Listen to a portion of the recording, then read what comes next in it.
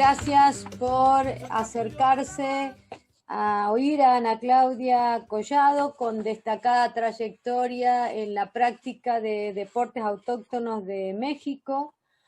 Tengo el gusto y el honor de presentarla. Ella es gestora y promotora de la cultura tradicional mexicana. Es la actual presidenta de la Federación Mexicana de Juegos y Deportes Autóctonos y Tradicionales, miembro del Consejo Directivo del Sistema Nacional del Deporte, de la Comisión Nacional de Cultura Física y Deporte, además integrante del Comité Asesor Internacional de Juegos y Deportes Tradicionales de UNESCO, miembro del Consejo Internacional que organiza los Juegos Indígenas en Brasil para el próximo año, y estuvo en el año 2015 también presente. Fue Premio Nacional de la Mujer en el Deporte 2007 por su contribución al deporte en la categoría Juegos y Deportes Autóctonos y Tradicionales. Durante más de 15 años ha participado en la promoción y salvaguarda de las expresiones lúdicas de los pueblos originarios de su país. Fue de medalla Xochimec José Concepción Flores al mérito de los pueblos originarios en Milpa Alta, Ciudad de México, por su contribución a la difusión de la cultura originaria. Del año 2014 al año 2018 condujo el programa de radio Identidad CDMX de Capital 21 del Sistema de Radio y Televisión de la Ciudad de México, y además es vocal de la Comisión de Apoyo a la Creación Popular, CACREP, de la Secretaría de Cultura de la Ciudad de México entre 2015 y 2018, y tiene una cantidad de publicaciones sobre el tema. Buenas tardes, Ana Claudia, bienvenida, gracias por aceptar esta invitación. Hola, Estela, no, hombre, gracias por la invitación, un gusto estar en tu espacio. Bueno, a ver, estamos aquí interesados en que nos cuentes, porque además de presidenta de la Federación Mexicana, nos gustaría destacar que ha sido una jugadora de un juego autóctono de México. Así es, pues justo este maravilloso mundo de los juegos tradicionales lo conocí a través de uno de sus deportes más importantes que tenemos, que es la pelota purépecha o guarucuachanacua, que es un deporte de las culturas de occidente del país. Y en el momento en el que a mí me invitaron a practicar y a jugar, era una actividad poco conocida en México, que solamente se jugaba entre las comunidades purépechas en el estado de Michoacán. Y bueno, se jugaba esto en las fiestas importantes, y era jugada sobre todo por señores ya mayores, abuelos, que mantenían viva la tradición del juego de la pelota purépecha. Entonces un grupo de jóvenes en la Ciudad de México, hace pues ya nada más y nada menos que 20 años, mi querida Estela, vio el juego, se maravilló del juego, porque además el juego tiene 3 modalidades, y una de ellas es con una pelota encendida. Entonces imagínate tú ver jugando con bastón una pelota encendida. Bueno, pues era una cosa mágica, impresionante. Y bueno, en el momento en que yo lo vi, dije, bueno, vamos a ver, ¿no? Yo en ese momento estaba estudiando códices, y estaba estudiando también la lengua náhuatl, que es una lengua originaria que tiene mayor hablantes aquí en México. Y bueno, pues me enamoré del juego, y ahí empezó mi recorrido en este tema de los juegos y deportes tradicionales. Muy interesante el desarrollo desde entonces hasta el día de hoy. Pienso que sí debe maravillar eso de ver algo tan extraño. Uno, la idea que tiene del fuego es idea de incendio, ¿no? Entonces, todo una idea diferente. ¿Y cómo ha sido tu trayectoria? Cuéntanos para la lucha que has llevado adelante, porque en realidad has sido una gran luchadora en pos de los juegos de ustedes, ¿no? Pues sí, la verdad que sí ha sido un tema pues a ratos muy complejos, ¿no? De mucha fuerza espiritual, considero, para llevar a cabo estas actividades. Y bueno, pues la lucha empezó ahí, desde el momento en que como mujer te atreves a jugar un deporte que estaba siendo jugado normalmente por hombres. Y bueno, en ese momento realizamos un reglamento para que se pudiera jugar la pelota purépecha. Se acordaron reglas, se acordaron normas. Organizamos un primer equipo de mujeres y bueno, fue así como poco a poco fuimos ganando terreno en el tema de difusión, en el tema de inclusión de las mujeres a este deporte. Y fue como ese deporte pudo ser practicado ya en 10 estados de la República, cuando participó como juego de exhibición en la Olimpiada Infantil y Juvenil. Y bueno, esta lucha ha sido permanente en cuanto a la investigación, a la promoción, a la visibilidad de las prácticas, a estar pendientes sobre que estas actividades tienen que ser tomadas como un eje dentro de las políticas públicas a nivel de los estados y ahora a nivel federal. Entonces ha sido un recorrido bien interesante.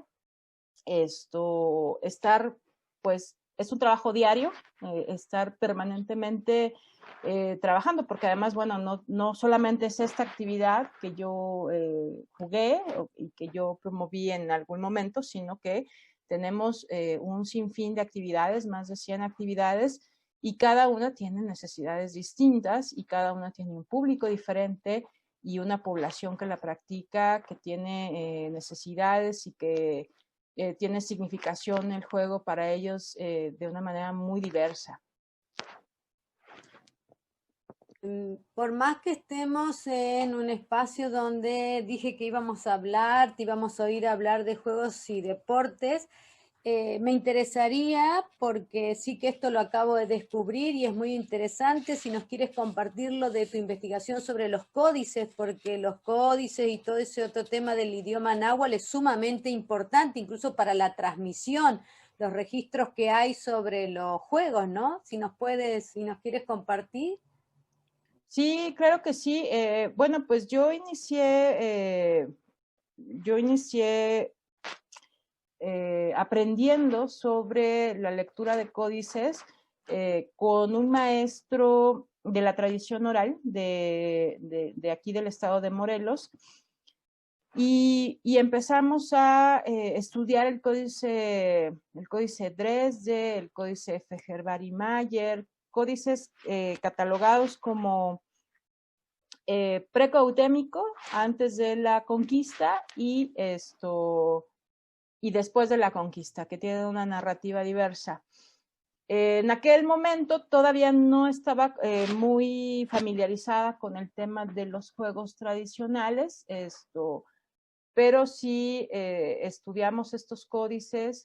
Recuerdo uno, por ejemplo, de mis favoritos es el códice de la ruta de la peregrinación, que narra la salida de las 7 tribus del Aztlán. El Aztlán es un espacio mítico, que probablemente se encontraba en el estado de Nayarit, en el norte del país, y narra esta tradición chichimeca de cómo llegan estas 7 tribus y se asientan en la Ciudad de México para fundar México Tenochtitlan, que por cierto, el próximo año son los 500 años del contacto entre el continente europeo y América, y hay un sinfín de actividades que se van a realizar y es una coyuntura muy interesante. Entonces, bueno, en aquel momento aprendí a leer los números, por ejemplo, muy importante entre la cultura maya, la lectura de los números, y aprendí algunas significaciones sobre la cuenta del calendario vigesimal. Aquí en México tenemos la cuenta vigesimal, en la cuenta mexica, en la cuenta mexicana. Algunos oficios también que destacan en los códices. Normalmente los códices suelen ser temáticos. Hay códices que están orientados más hacia el estudio de las plantas, por ejemplo. hay otros códices que están orientados al estudio de los oficios, hay otros a las rutas de las peregrinaciones como esta que les comento, y efectivamente también hay algunos códices donde narra la importancia del juego y aparecen una serie de pelotas, de tributos que se hacían entre los pueblos, de mercancía que están más relacionados a la economía, donde aparecen las pelotas de hule que portan pues un significado importantísimo, y que la pelota de hule y la vulcanización de hule fue una de las uno de los grandes tesoros que aportó América al mundo, ¿no? La vulcanización del hule. Pero podremos hacer podemos hacer un programa de códices, mi querida Estela. Sí, porque... León Portilla, un gran historiador que tenemos, tiene un libro maravilloso en donde narra que los tlacuilos, aquellos que se dedicaban a hacer los códices, no pagaban impuestos, eran los únicos exentos de pagar impuestos, ¿no? Yo siempre he pensado que debería de pasar lo mismo con todos los artistas plásticos del mundo, ¿no? Con todos los artistas. Claro que sí, muy, muy interesante. Sí, es maravilloso introducirlo porque tenía cierto conocimiento de que había algunos códices que narraban acerca de los juegos.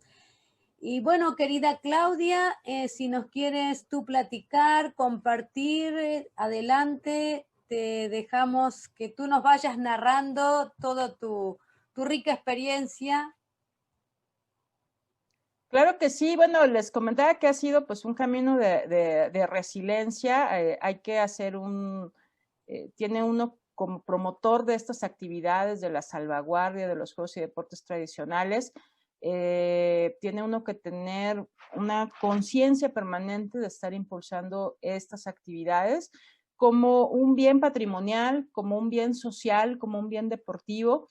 Y afortunadamente los juegos y deportes tradicionales son tan ricos y son tan diversos que te permiten trabajar transversalmente en todos estos campos, no solamente el deportivo, sino el cultural, en la enseñanza de las actividades. Y además cada actividad pues tiene una profundidad y tiene un corazón que vive permanentemente en las comunidades donde se realiza. Me gustaría mucho presentarles un juego purépecha que se llama Tembinyum, el juego del 15, y este video que tiene una narrativa de cómo es la actividad en el lugar en donde se desarrolla, cómo se juega, forma parte de la cohesión social, forma parte de las costumbres de los lugares, y eso permite que las actividades sigan, ¿no?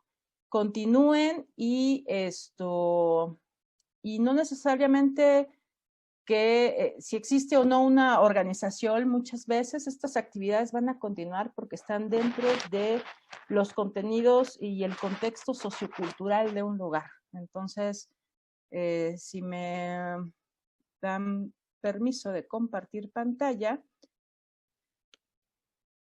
les voy a compartir este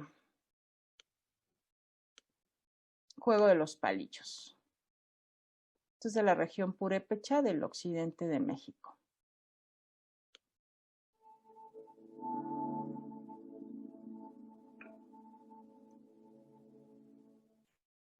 ¿Sí se ve? Sí, se ve perfectamente, sí, sí. Ah, perfecto, perfecto.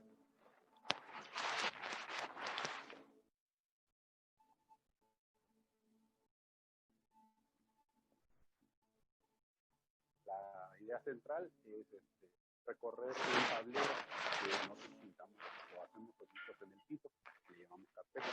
Se juega con 4 palillos que tienen diferentes símbolos y ese es el valor que representan. Estamos en una laja que tiene diferentes maneras de botarlos, de lanzarlos, de arrojarlos para obtener un cierto porcentaje. El mayor es el 15, que avanzamos 15 casillas, 15 hoyitos en el piso, y dependiendo, vamos viendo, dependiendo la manera en la que caen al piso, es la numeración que cuenta y es el castillo que vamos a ir avanzando.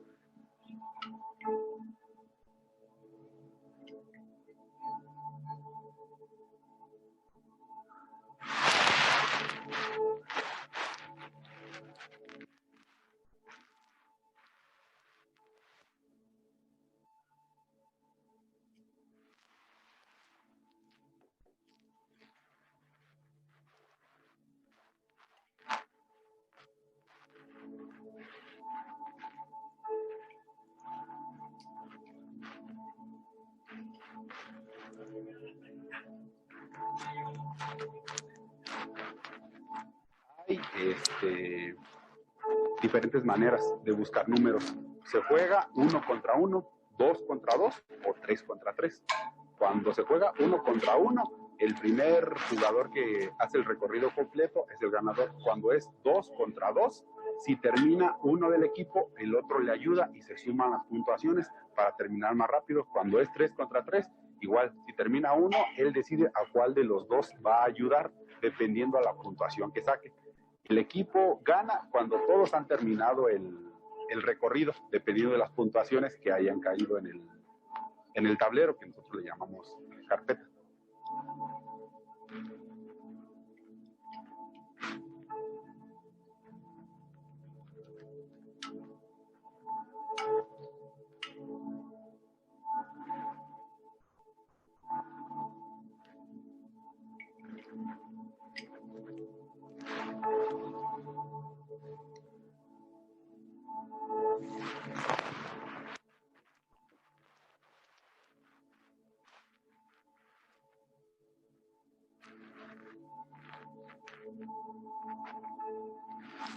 Anteriormente se jugaba bajo la sombra de un árbol, pero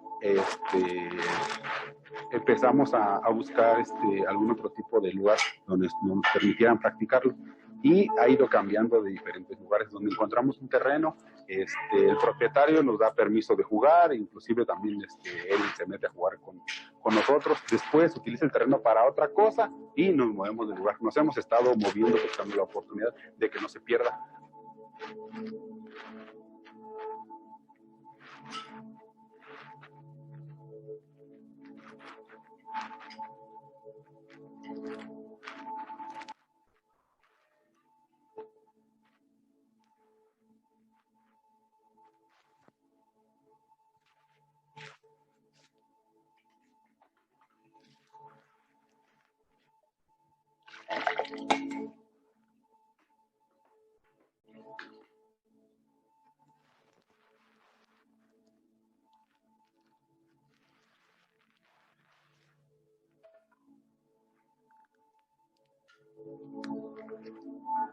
Hay nuevas generaciones que se están interesando en el juego y que pues se están acercando con nosotros, y al ver cómo lo practicamos les gusta. Lo juegan una vez y prácticamente se enamoran del juego y lo siguen practicando.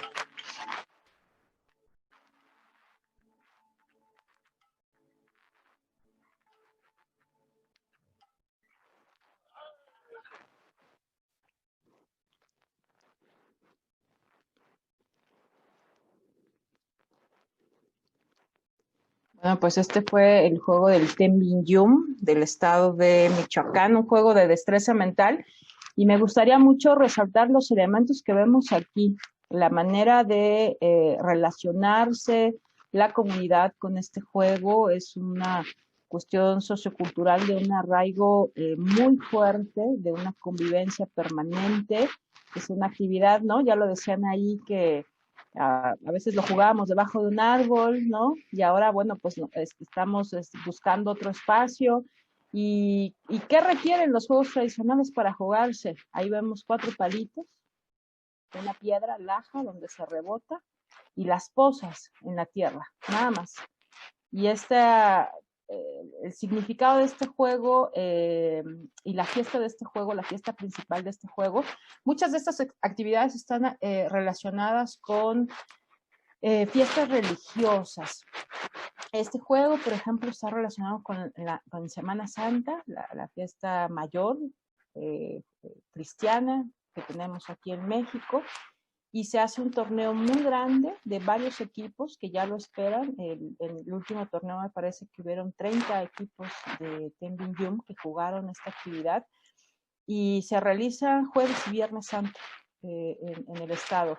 Es una actividad permanente que la vemos con esta composición identitaria dentro del pueblo, pero tú sacas la actividad del espacio para enseñárselas, por ejemplo, a los niños, y los niños ya están jugando esta actividad. Ya no es una actividad que se haya perdido entre los adultos, ¿no? Por ahí decía el narrador, ya hay más gente interesada en estas actividades. Y creo que los juegos tradicionales en ese sentido han cambiado intergeneracionalmente y eso está vitalizando el poder del juego tradicional porque nuevas generaciones están interesadas y porque jóvenes, niños le dan también su propia característica identitaria al juego, ¿no? Se ve maravilloso y me imagino pensar, y lo que también la audiencia puede estar pensando es el patio de una escuela. Si bien en las ciudades el patio de las escuelas suelen tener cemento, pero me imagino el patio de una escuela donde pueda haber tierra y puedan practicarlo, ¿verdad? Exactamente. Mira, nosotros lo hemos adaptado también, adecuado a los espacios. Por ejemplo, se puede pintar en una hoja grande de papel, esto se puede imprimir en una manta, incluso con las reglas para que sea muy visual y muy didáctico. Y tenemos, de hecho la federación tiene dentro de sus actividades un torneo de esta actividad donde participan 10 estados de la República y se hace de manera adaptada, ¿no? Siempre se menciona desde luego el origen del juego, eso es muy importante en la promoción y difusión, saber diferenciar cuando estás realizando una adaptación de la actividad para que no se pierda en esencia la historia del juego y la importancia que tiene de jugarse en este espacio tradicional, cultural, donde siempre se ha jugado, ¿no? Y la tierra en ese sentido es maravillosa porque vemos muchos juegos pintados en tierra, desde África, ¿no?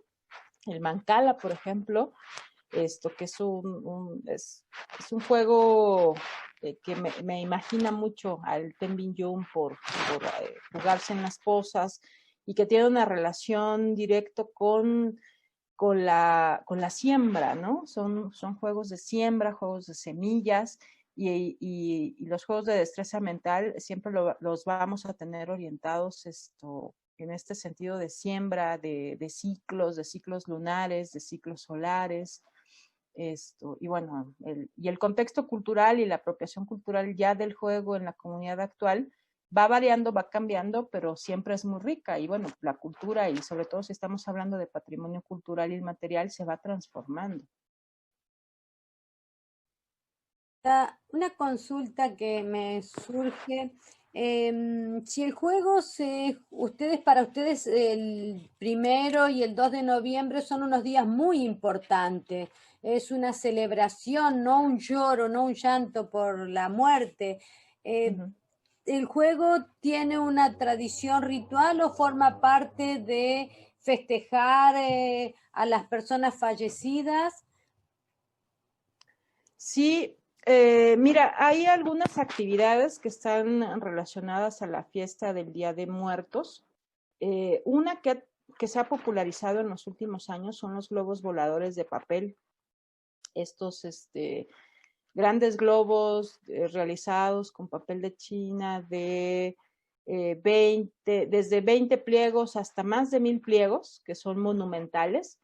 Es una actividad que se popularizó mucho, por ejemplo, en las comunidades de los pueblos originarios aquí en la Ciudad de México y que cuentan los cronistas que esto se hacía antiguamente con un globo hecho con papel amate y que se le encendía fuego al interior con el aire caliente del globo volaba en la fiesta del Mictlán o en la fiesta del Día de Muertos y donde caía al apagarse, bueno, al terminarse el aire caliente, donde caía se hacía una ofrenda para los muertos, que tú sabes que la tradición aquí de los altares de muertos son las ofrendas y que la ofrenda representa o bueno, hay la creencia de que el espíritu de los muertos regresan y se van a llevar, van a tomar con ellos la esencia de los alimentos que se presentan dentro de la ofrenda. Entonces tú colocas los alimentos preferidos de tu ser querido y llega el alma del ser querido a hacer una visita. Hay visitas desde el 31 de octubre, el 1 y el 2 de noviembre. Y los primeros que llegan son los niños y los últimos que se van son los adultos. Entonces llegan a tomar la esencia de la fruta, de su comida preferida. Y bueno, pues en relación con el juego y con los globos voladores de papel, es volarlos para que ellos sientan que están más cerca de nosotros, ¿no? Y se ha convertido en una tradición muy fuerte. Y dentro del propio evento, hay globos que están dedicados a familiares ya fallecidos. Justo ahora, el 1 y 2 de noviembre que acaba de pasar, este evento fue dedicado a todas las víctimas que murieron a causa del COVID, de la pandemia, y fue un evento muy motivador. Fue sin público, fue un evento pequeño donde se volaron algunos globos. Entonces, bueno, pues esto va adquiriendo una presencia y va adquiriendo una personalidad, el juego, cómo se relaciona con esta fiesta tradicional. Y en algunos otros lugares también hay algunos rituales que tienen que ver con el juego de pelota. Y bueno, esas serían las dos actividades ahorita, si mal no recuerdo, que están relacionadas con el Día de Muertos. ¿Sabes, Ana Claudia, que tú muestras esto y me retrotraes a algo que es sumamente interesante conversarlo? Hace poco, en un trabajo sobre un juego inca que se llama Pichca, el Museo Pachacamac de Perú, que participó de la investigación y del conversatorio, su investigador, el doctor Rommel Falcón, le impactó y fue a buscar al depósito, ¿sabes?, unas piedras y unos palillos que a él le hicieron pensar si había algún juego que se podía jugar. Y tú con esto que muestras me retrotraes a eso. Y hace poco en un Facebook de pueblos andinos había una conversación acerca de que el pueblo Puerepéchare debía tener relación con los incas. Entonces, eso es muy interesante. Me haces, además de ese juego africano, el mancala, el uril, todo eso, con este juego me haces pensar eso, y probablemente uno no tiene ni idea de la conexión que hubo tal vez entre los pueblos. Y tal vez el juego bajó de América del Norte, de México, tal vez bajó y en algún plano lo aprendieron los incas y bueno, y fue modificado porque además tiene cierta relación con ritos funerarios. Muy interesante realmente cómo uno va conociendo todos estos juegos, ¿no? Toda esta riqueza cultural y como que va escribiendo de vuelta una historia de nuestros pueblos, ¿no? Sí, exactamente. Es que los elementos que hay en cada actividad son muy sorprendentes cuando conoces otros juegos de otras regiones, o sea, bien dices, se van reescribiendo nuevas historias y pensemos pues que todo era global, ¿no? O sea, ahora lo vemos en la tecnología, pero antiguamente con otros medios y otros métodos también fuimos un mundo global, ¿no? Y es maravilloso encontrar las coincidencias en estas actividades y esta sencillez, ¿no? Algo que a mí me enamora profundamente es esta sencillez que tienen los juegos tradicionales, con la creatividad, puedes jugar con tu mismo nicho ecológico, con tus ambientes, y eso lo hace muy rico porque no requieren de grandes inversiones para desarrollar estas actividades, ¿no? Entonces, en ese sentido, creo que tendríamos que hacer un llamamiento permanente a nuestras comunidades, a nuestros gobiernos, para que estas actividades continúen, porque hay una gran sencillez, pero a la vez hay una gran profundidad en lo que nos transmiten. Sí, totalmente de acuerdo. Esto de los juegos del momento de la cosecha, por ejemplo, ustedes tienen juegos del momento de la cosecha del maíz y es un juguete efímero. Después la tierra lo recibe ese juguete y al otro año, cuando está la cosecha, vuelve a estar el mismo juego, que el plástico, ¿verdad?, todo el plástico nos fue como alejando de esa cultura, ¿no? Sí, sí, sí, sí. Y bueno, hay algunas adaptaciones, por ejemplo, el juego del trompo, ¿no? Que regularmente casi en todos los países donde se practica, tú sabes, es de un material de madera, de diversas maderas, mientras sea una madera dura, ¿no? Que resista los golpes, se hace. Y ese se adaptó de plástico y creo que fue de las pocas actividades que sí sobrevivieron, ¿no? Fíjate, les voy a comentar una anécdota. Hace un tiempo conocí una fábrica de canicas. ¿Cómo se llama? En Argentina se llaman canicas, buchas, ¿cómo les dicen? Bolitas. Bolitas. Bueno, pues conocí una fábrica de canicas, más o menos de los años 60, que el dueño comenzó a hacer canicas por un tema de pasión, ¿no? Propia, digamos, porque está enamorado de este juego. Y crea grandes hornos para realizar estas canicas, unas canicas artísticas. Tiene un catálogo de más de 300 modelos de canicas, de colores diversos. Y conforme pasa el tiempo, él va haciendo algunos contactos, sobre todo en Europa y en Asia, y empieza a venderles, y le empieza a ir bien en el negocio, y posteriormente llega, bueno, mete otros productos, mete otros juguetes, pero luego llegan las canicas chinas, ¿no? Que se rompen con gran facilidad, que no están hechas con este cuidado de hornear el vidrio, porque es vidrio soplado además, ¿no? La canica esta que hacen en esta fábrica es vidrio soplado y tienen en su interior un polvo, no recuerdo ahorita del nombre, un polvo de diversos colores que al momento de soplarlo le da la forma y la figura por dentro que tienen. Y él me comentaba, ¿no? Cómo por el tema del costo llegan las canicas chinas que se rompen con gran facilidad, él va perdiendo mercado y él empieza a diseñar algunos implementos para jugar las canicas, como unos tiradores, una especie de tiradores para jugar las canicas, empieza a meter otros productos, sin embargo, pues ya el tema del beneficio económico ya no pudo sostener este negocio y desgraciadamente pues este negocio truena, ¿no? Como decimos aquí. Y pues nada, estaba muy triste por no poder pues entrarle al negocio, cosa que con los trompos, por ejemplo, sí funcionó, ¿no? En el tema de los plásticos. Sí, es cierto el tema del trompo y creo que en algunos espacios el tema del valero también funcionó, pero que en el tema de las canicas casi, casi imposible, ¿sabes?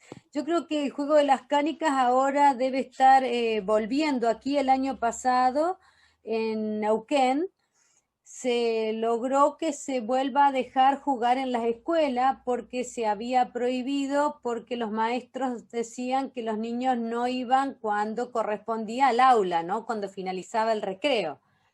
Y por suerte se logró de vuelta y se hizo un campeonato en la zona del Alto Valle y creo que cada vez más están volviendo y en Argentina, en Rosario, hay un hombre con una filosofía similar al que tú cuentas, que tienen incluso un Facebook que muestran cómo se hacen esas bolitas. Es todo un arte hacer esas bolitas como tú cuentas. Sí, sí, sí, es todo un arte. Fíjate que aquí han encontrado en las tumbas, en ofrendas, aquí en el centro de México, canicas de barro que ya se jugaban en la época prehispánica.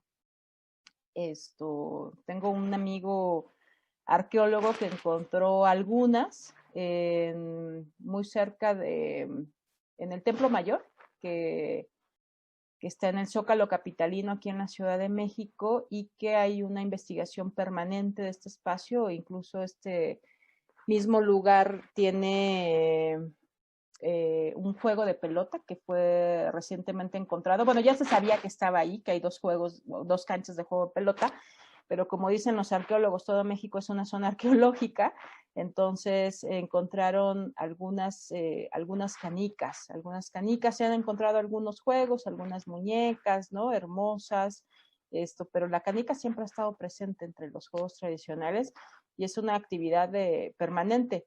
Aquí en la Ciudad de México realizamos un evento de juegos tradicionales donde las canicas tienen una participación amplísima, desde niños hasta adultos mayores que juegan a las canicas, y cada uno con jugadas distintas. En este mismo encuentro hay papalotes, hay también la rayuela, brincar con costales, por ejemplo, está el juego de participan como 8 juegos, algunos juegos también de destreza mental, y es un evento familiar muy bello. Tú hablas de canicas, sabes que volviendo a este mismo tema del juego de Pichka, que acabo de publicar el libro, en la misma cueva que estudié, aparecieron al lado de un niño de 9 años 157, le llaman los arqueólogos, concreciones ferulíticas, y las hemos estudiado, que lo publiqué ahí en el libro, son de canto rodado, o sea que es parecido, y entonces sí, eso da la pauta. A mí me lleva a imaginarme lo que tú cuentas y todo esto, a los niños hablando, suponte, en México, en tu zona, no cuando llegó Colón en 1492, que llegó en esa zona de América del Centro y América del Norte, sino más lejos, unos 14, 20 mil años atrás. Yo me imagino esos niños creando esos juguetes que hoy nos legaron, ¿no? Tú hablas y a mí me retrotraes a un México tan rico culturalmente, de lúdico, ¿no? Sí, querida Estela, fíjate que algo muy sorprendente y impactante son las canchas, la gran cantidad de canchas de juego de pelota que existen en México, bueno, en toda el área, también centroamericana, desde luego, pero de 1,500 canchas que decían hace 10 años aproximadamente que había, hay más de 2,200 ya registradas, encontradas. Eso es una cosa fenomenal, ¿no? Y hay una zona muy cerca de la Ciudad de México, una zona arqueológica llamada Cantona Puebla, donde hay más de 35 canchas de juego de pelota. Y muchas de estas canchas son de dimensiones distintas, de tamaños diversos, y pensamos que algunas de ellas, que son las pequeñas, eran para la práctica con los niños. Entonces, esto nos habla de lo lúdico que eran nuestros pueblos originarios, ¿no? Y también de que el juego de pelota pues pertenecía o hacía una función de regulación social entre nuestros pueblos. A través de ella se hacía la apuesta. La apuesta es un elemento permanente en nuestros juegos tradicionales. No está en todas las culturas, pero sí lo podemos ver hoy por hoy en juegos de pelota, como la pelota mixteca, que ahorita les voy a compartir un poco de la historia de este juego, como otra actividad parecida al frontón, que se llama rebote a mano con pelota dura, vemos la apuesta, las apuestas también en las comunidades originarias en el norte del país, apuestan animales, apuestan ropa, y ese es un elemento cultural permanente en nuestros pueblos originarios, y relación que tiene el juego con esta función social de regular normas, de regular conflictos, de regular economías, es bien interesante. Ya lo creo. Somos todos oídos y todos ojos para esto que nos quieres mostrar. Adelante. Sí, les voy a presentar un video de un juego de origen mesoamericano que se llama pelota mixteca, que es una actividad del estado de Oaxaca, que migra a la Ciudad de México y posteriormente migra a los Estados Unidos con la migración en los años 40. Y esta actividad tiene un gran arraigo identitario entre las personas que lo practican. Es una actividad como muchas que se ha transmitido de generación en generación y ha hecho esta ruta migratoria muy interesante que también hacen los juegos tradicionales, que a pesar de que puedan pertenecer a una región, estar arraigados a una región, también pueden hacer estos procesos migratorios y que le permite a todos a quienes lo practican sentirse más cerca, en el caso de nuestros migrantes que van hacia los Estados Unidos, sentirse más cerca de su tierra a través del juego. Es maravilloso.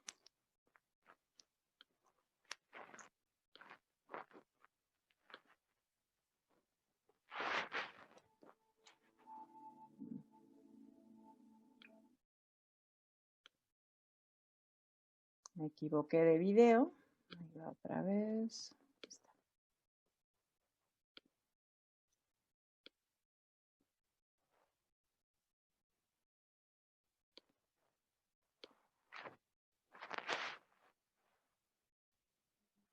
Ahí se ve perfecto.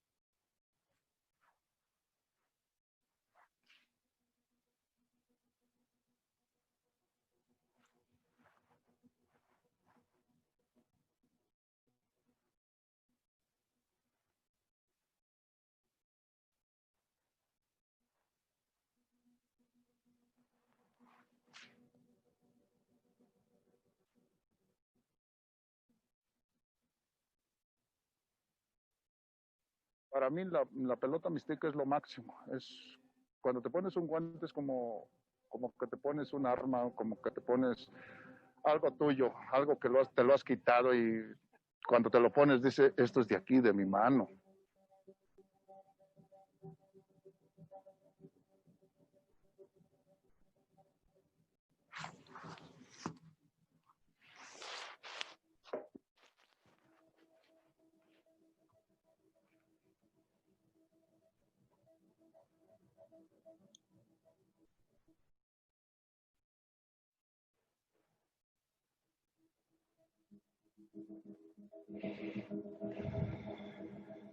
Mi padre jugaba, mi abuelo también jugaba. Esto es ya por tradición.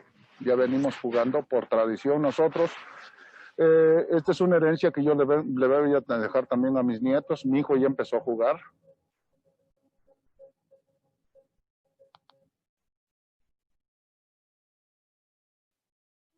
Los jugadores que vienen aquí, la mayoría son de la Mixteca, Oaxaca. Hay jugadores que ya la están aprendiendo. Tenemos a los muchachos de Tula, tenemos otros allá en Oaxaca, tenemos uno de Jalisco. Entonces, nuestros padres, nuestros abuelos nos enseñaron el deporte allá en Oaxaca. Vienes buscando mejores futuros para tu familia, para todo esto. Y ahí es donde tú dices, busco a dónde poder jugar.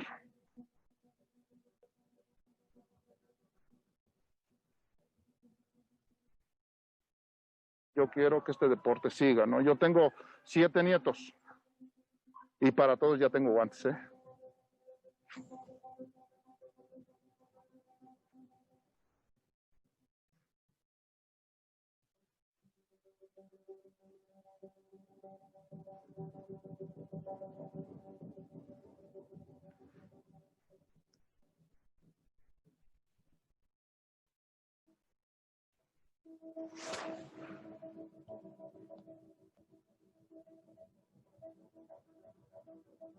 El juego prehispánico para nosotros nos enseña mucha cultura, la cual no queremos que se pierda. Estar aquí, convivir con la gente que tiene el conocimiento del deporte. 。 。 。 。 。 。。 . 。。 . 。 . 。 . 。 . 。 . 。 . 。 . 。 . 。 . 。 . 。 . 。 . 。 . 。 . 。 。 . 。 . 。 . 。 . 。 . 。 . 。 . . 。 . 。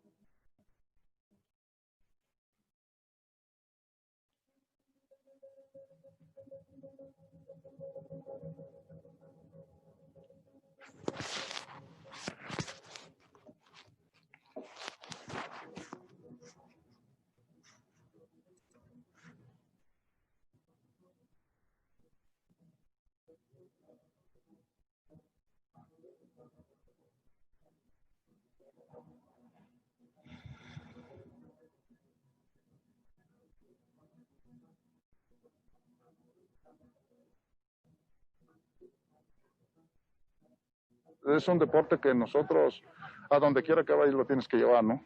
Tu guante no se te separe porque es parte de tu vida.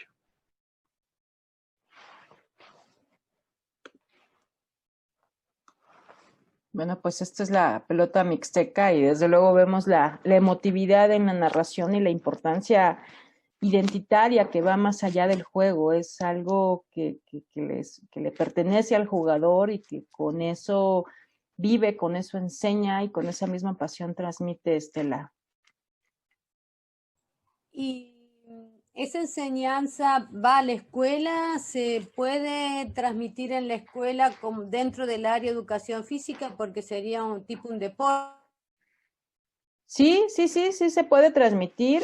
Hay un trabajo muy interesante que está realizando aquí nuestra asociación del estado de Oaxaca en escuelas. De hecho, el proyecto se llama Escuelitas de Pelota Mixteca y es una actividad que ya está introducida desde el kinder y en las escuelas primarias y ha tenido un éxito tremendo porque los niños se ponen un guante. Ahí también tiene modalidades, esta disciplina tiene 3 modalidades. La que vimos es la pelota de hule, que utiliza este guante que tiene unas características muy particulares, es de piel, de carnaza, de cuero, y tiene un peso de 5 kilogramos, es un guante muy pesado. Sin embargo, la introducción dentro de las escuelitas es con otra modalidad que se llama la tablita, que es literalmente una tablita que tiene un guante y se coloca en la mano, es muy ligera y es la actividad que se les está enseñando a los niños, pero también hay guantes para niños pesados, digo, mucho menos, quizás 1,5 kilos deben de pesar estos guantes. Y ellos aspiran a jugar a la pelota de hule cuando ven a los jugadores y cuando ven los ven como grandes héroes, eso me encanta, ¿no?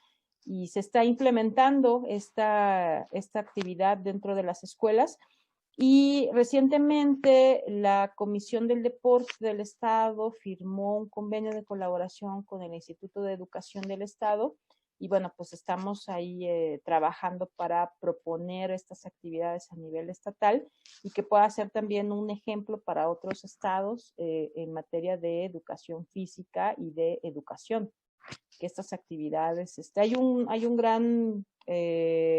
gran área de oportunidad en el tema de la educación con los juegos tradicionales. Sí, y es maravilloso verlos y ver el entusiasmo. ¿Cuánta variedad de juegos de pelota tiene México? Mira, entre los más destacados, nosotros tenemos aproximadamente un catálogo de más de 150 actividades entre juegos, deportes, juegos de destreza mental, actividades que están relacionadas a la cacería, como el arco y la flecha.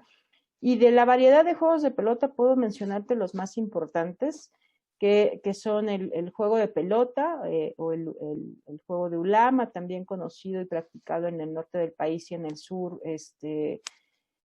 y en el sur de la República. Está también la carrera de bola, que es una actividad de los rarámuris del estado de Chihuahua. Está la pelota tarasca de tierra caliente, el rebote a mano con pelota dura del estado de Zacatecas, que vimos, que es la pelota mixteca, y con la actividad que iniciamos, la conversación, la pelota purépecha, de culturas de Occidente. Son las actividades relacionadas con las pelotas más importantes y más relevantes. Casi que podríamos decir lo que siempre se ha sostenido, que el hule O sea, surge en México y le daría probablemente origen a lo que llamamos como juego de fútbol, no juego de pelota, con esa pelota que es de caucho, ¿no? En su mayoría son pelotas de caucho, que sería Sí, la zona de origen del caucho, porque en realidad el caucho se llevó de América, lo llevó Inglaterra de América a la India. así es, y lo patentó Charles Goodyear, la vulcanización del hule. Claro, pero es Y algo de ahí. sí, o sea, el hule es de las grandes aportaciones de México al mundo, de América al mundo, es el hule. Y ciertamente lo que dices de las zonas de caucho es donde vamos a encontrar esta relación antigua, ya desde la cultura madre de México, los olmecas, encontramos las ofrendas con estas pelotas que debo decirles que la vulcanización y la manera de hacerla antiguamente se sigue conservando, se sigue manifestando actualmente entre los maestros artesanos que realizan estas pelotas. Hay, claro, modificaciones, por ejemplo, en el caso de la pelota de hule, de esta expresión que vimos de pelota mixteca, es otro procedimiento, ya es un procedimiento más moderno, por así decirlo. No es esta misma vulcanización, pero la vulcanización se hace con el hule cocido y también con hule no cocido, pero la técnica antigua se sigue conservando y es uno de las grandes aportaciones y de los grandes tesoros de patrimonio vivo que tenemos. Qué maravilla. Ahora, Ana Claudia, tú en este momento, con tu magnífica trayectoria, tienes un rol importantísimo para todos quienes vivimos en América y amamos nuestros juegos tradicionales, que es presidir la Federación Mexicana de Juegos y Deportes Autóctonos y Tradicionales, que prácticamente por años ha sido la única institución. Cuéntanos acerca de eso y entiendo de tu tarea, ¿no? Que debe ser una tarea ardua, pero maravillosa también, ¿no? Así es, pues mira, nosotros nos sentimos muy orgullosos de tener este organismo que fue fundado hace más de 20 años en esta visión que tuvieron los fundadores de promover el génesis de la cultura deportiva de nuestros pueblos y lo más importante, de institucionalizar estas actividades, de que estas actividades tuvieran un podio, tuvieran un reconocimiento social. Fue una tarea titánica, muchas lágrimas, de verdad una lucha intensa, y el mantenernos y el que exista una ley que protege a los juegos y deportes tradicionales dentro de la Comisión Nacional de Cultura Física y Deporte, que esta federación sea reconocida como órgano colaborador del Gobierno de México a través de esta Comisión Nacional, pues es un gran logro. Y esto pues nos ha permitido, tú sabes, trabajar de una manera intensa, no solamente aquí en México, sino en otros países y compartir esta experiencia. Sin embargo, pues siempre hay pendientes, hay muchas cosas que hacer, hay que estar insistiendo en las administraciones públicas, en la gestión sobre estas actividades, porque bueno, llegan funcionarios nuevos, llegan personas que desconocen el tema, desafortunadamente, y hay que hacer un trabajo permanente de sensibilización y que vean el valor de estas prácticas al interior, de estas prácticas culturales, y también la posibilidad de poderlas promover en el ámbito educativo y en el ámbito de la vida social, en el ámbito diario, ¿no? En el ámbito diario, en promover incluso espacios de práctica de estos juegos. Afortunadamente ya tenemos algunos proyectos relacionados con infraestructura también para la realización de estas actividades. Muchas de ellas pues se realizan en entornos poco conocidos o poco visibles, y bueno, estamos trabajando para que exista la posibilidad de que haya un espacio diseñado para la posibilidad de practicar estas actividades, juegos de piso, juegos de pelota, juegos de destreza mental, y que la gente los pueda conocer. Si no se conocen, no se pueden amar estos juegos, estas actividades. Así que desde la federación tenemos varios frentes y tenemos muchísimo trabajo. Algo que quisiera compartirles es que este fin de semana realizamos el Encuentro Nacional Digital de Juegos y Deportes Tradicionales con un gran éxito, con la participación de 17 estados de la República y 7 países. Y bueno, fue una manera también de reflexionar en torno a la pandemia, a cómo podíamos trabajar de una manera distinta, ¿no? También educándonos digitalmente y tuvimos una gran participación y bueno, pues eso nos va a permitir trabajar también en este sentido, ¿no? De cómo hacemos ahora que no pudimos juntarnos, ¿no? Y qué grave situación mundial y qué grave situación también con respecto a todos los que promovemos el patrimonio cultural intangible, ¿no? Que es la vía de acceso, pues es juntarnos, es convivir, es practicar y ahora pues no se pudo, pero este evento digital creo que nos va a sembrar grandes áreas de oportunidad para poder desarrollar proyectos en conjunto y que socialmente se puedan ver estas actividades, querida Estela. Sí, creo que sí, yo los vi el día 28. Aquí tienes varios saludos y en el chat te escribe, le decimos C, pero es José Facever, él es un antropólogo que creo que lo podés haber visto en el Mundial de Juegos Indígenas de 2015 cuando los Caingá mostraron ese juego de pelota solo de cabeza. Ajá, sí, claro. Entonces José dice que el juego de pelota se difundió por la Amazonía entre los Paresi, los Nambiquara, los Enehuena, Nahue, y ellos hacen el juego de cabeza que te estoy diciendo, y la pelota dice se profundiza de manera similar, que es una variante que era prácticamente desconocida también. Y tienes saludos de Ecuador, de Honduras, de acá de Argentina. Creo que es muy valioso lo que ustedes hacen.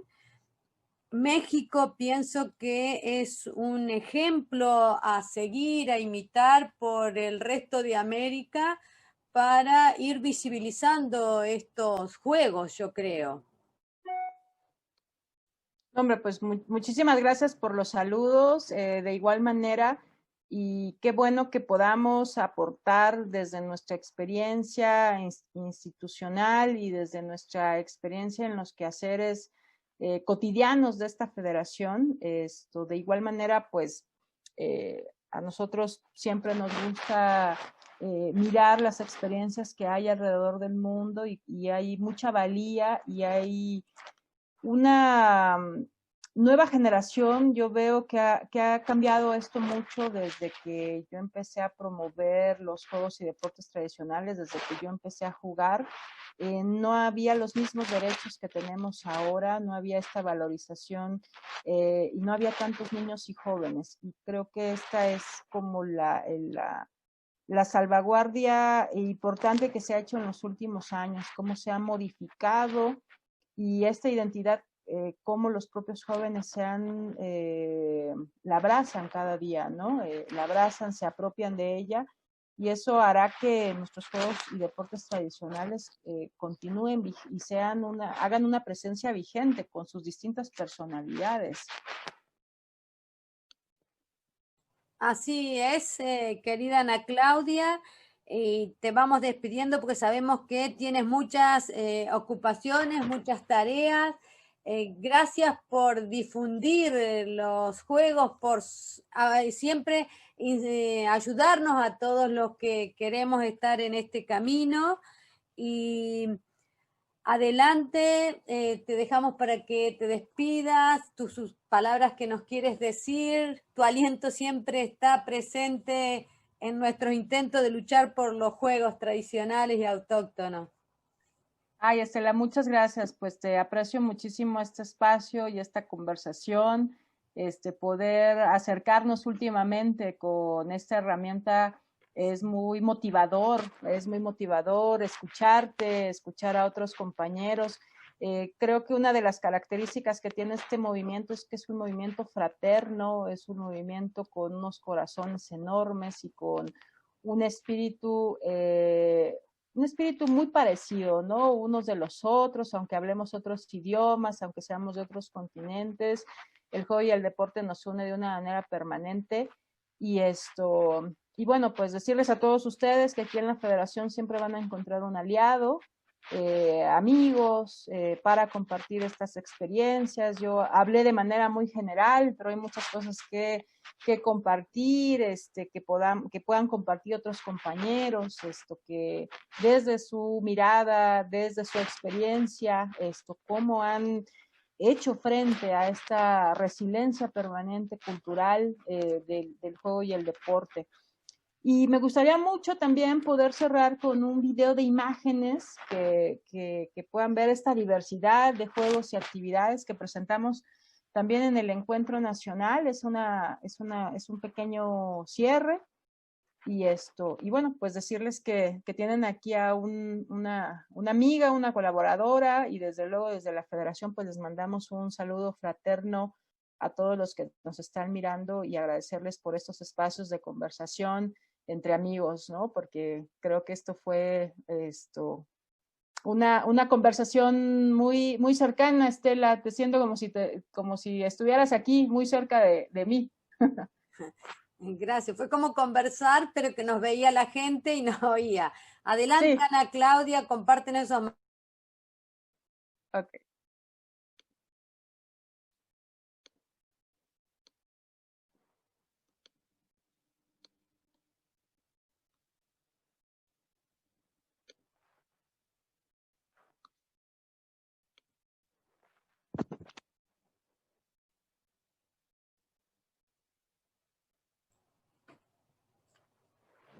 Se ve perfecto.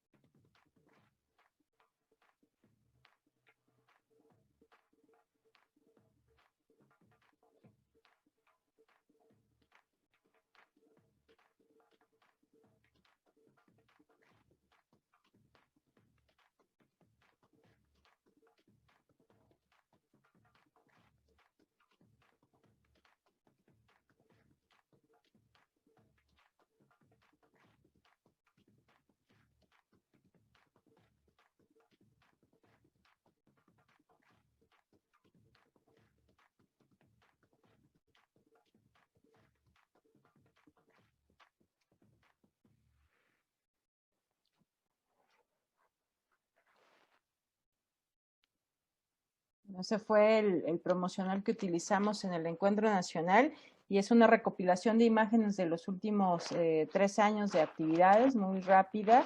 Y bueno, pues se ve el color, ¿no? La diversidad, la variedad, y esa diversidad es lo que nos hace, pues, continuar y motivar este camino de juegos y deportes tradicionales.